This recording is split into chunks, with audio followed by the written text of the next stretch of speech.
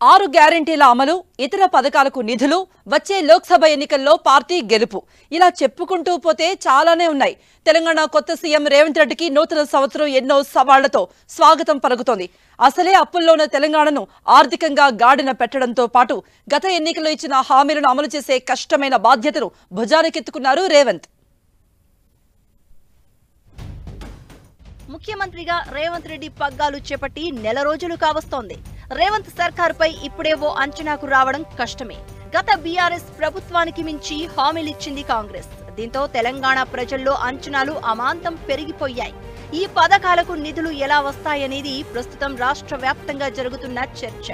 కాంగ్రెస్ హామీ ఇచ్చిన పథకాలన్నింటినీ అమలు చేస్తే మిగిలిన అభివృద్ధి కార్యక్రమాలకు నిధులు ఉంటాయా అనేది పెద్ద సమస్య.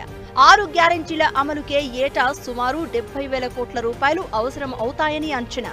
మహాలక్ష్మి పథకం ద్వారా మహిళలకు ఉచిత ఆర్టీసీ ప్రయాణం కల్పిస్తున్న రేవంత్ సర్కార్ ప్రతి ఏటా 2,500 కోట్ల రూపాయలను కార్పొరేషన్ కు చెల్లించాలి.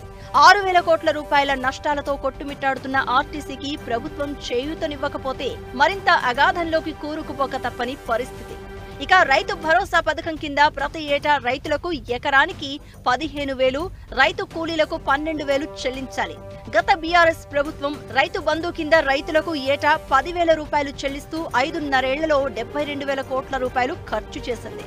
మొత్తం 70 లక్షల మంది రైతులు లబ్ధి పొందుతున్న రైతు భరోసా పథకానికి ఏడాదికి కనీసం 20,000 కోట్ల రూపాయలు అవసరం.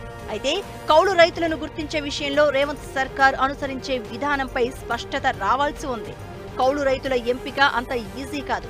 ఇది రేవంత్ ప్రభుత్వానికి సవాల్ అని చెప్పక తప్పదు.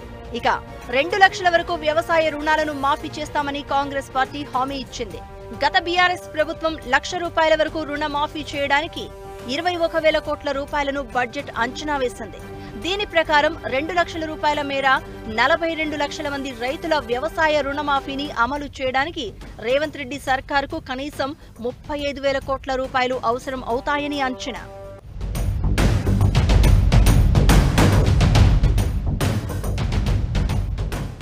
మరోవైపు 6 గ్యారెంటీల్లోని మహాలక్ష్మి పథకంలో భాగంగా వంట గ్యాస్ సిలిండర్ పై సబ్సిడీ ఇచ్చే పథకానికి సంవత్సరానికి సుమారు 1,000 కోట్ల రూపాయల భారం పడే అవకాశం ఉంది. పేద కుటుంబానికి 200 యూనిట్ల వరకు ఉచిత విద్యుత్ భారాన్ని సైతం రేవంత్ సర్కారు మోయాల్సి ఉంటుంది. ఇక రేవంత్ రెడ్డి సర్కారు ముందున్న మరో సవాల్ నిరుద్యోగ భృతి.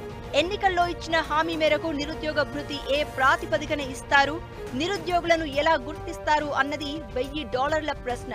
మరోవైపు అధికారంలోకి వచ్చిన ఏడాదిలోపు 2 లక్షల ఉద్యోగాలను భర్తీ చేస్తామని చెప్పింది.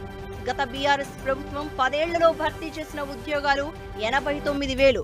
మరి కేవలం ఏడాదిలో 2 లక్షల ఉద్యోగాలను భర్తీ చేయడం అన్నది రేవంత్ సర్కారుకు కత్తి మీద సామే.